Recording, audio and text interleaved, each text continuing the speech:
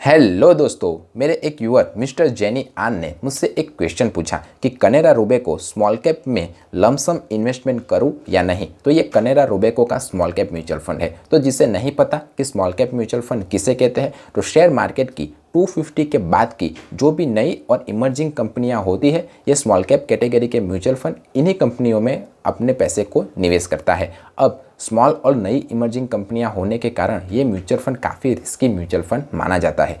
अगर मार्केट अच्छा रहा तो ये म्यूचुअल फंड आपको अच्छा खासा रिटर्न्स लाकर दे सकता है, पर अगर मार्केट में डाउन कंडीशन हुआ, मार्केट बेयर मार्केट हुआ, तो ये म्यूचुअल फंड आपको नेगेटिव रिटर्न्स भी लाकर दे सकता है।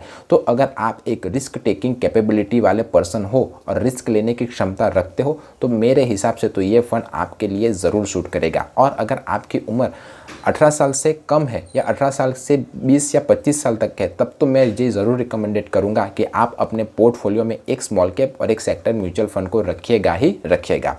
अब हम इस म्यूचुअल फंड के कुछ बेसिक डिटेल्स के बारे में जान लेते हैं। तो इस कनेरा रोबेको के स्मॉल कैप म्यूचुअल फंड को क्रिसिल ने 4 स्टार रेटिंग दी हुई है, और जब क्रिसिल किसी म्यूचुअल फंड को 4 या 5 स्टार रेटिंग देता है तो ये म्यूचुअल फंड अच्छा म्यूचुअल फंड माना जाता है। अब हम इसे क्रॉस चेक कर लेते हैं इस म्यूचुअल फंड के रिटर्न्स के आधार पर। तो इस म्यूचुअल फंड ने एक साल में 17.50% का रिटर्न्स, 2 साल में 56.54% का रिटर्न्स, 3 साल में 29.43% का रिटर्न्स और ऑल ओवर 26.49% का रिटर्न्स अपने इन्वेस्टरों को दिया हुआ है। और इस म्यूचुअल फंड ने हर साल अपने कैटेगरी एवरेज के बेंचमार्क को बीट किया हुआ है। तो अगर आप इस म्यूचुअल फंड में इन्वेस्ट करने के बारे में सोच सकते हो तो ये एक गुड ऑप्शन आपके लिए हो सकता है। दूसरी बात, इस म्यूचुअल फंड का एक्सपेंस रेशियो 0.4% है, जो मेरे हिसाब से एक एवरेज एक्सपेंस रेशियो माना जाता है। अब जिसे नहीं पता कि एक्सपेंस रेशियो किसे कहते हैं, तो जो एसेट मैनेजमेंट कंपनियां होती है वो हमारे ही पैसे को मैनेज करने के लिए हम ही से कुछ फीस चार्ज करती है, और उसी फीस को वो एक्सपेंस रेशियो के तौर पर हमें बताती है। तो जितना ज़्यादा एक्सपेंस रेशियो होगा उतना ही कम आपको रिटर्न्स मिलेगा। तो इस म्यूचुअल फंड का एक्सपेंस रेशियो भी ठीक है।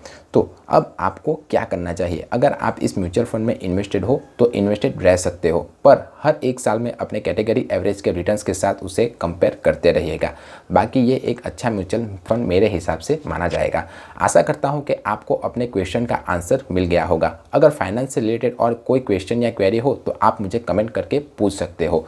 मिलते हैं अगले वीडियो में। और जिन्होंने चैनल को सब्सक्राइब किया हुआ है उनको दिल से थैंक यू, और जिन्होंने नहीं किया हुआ है वो आराम से कर लीजिएगा, क्योंकि ये आप ही का चैनल है और यहाँ पर आप ही के क्वेश्चन का आंसर दिया जाता है।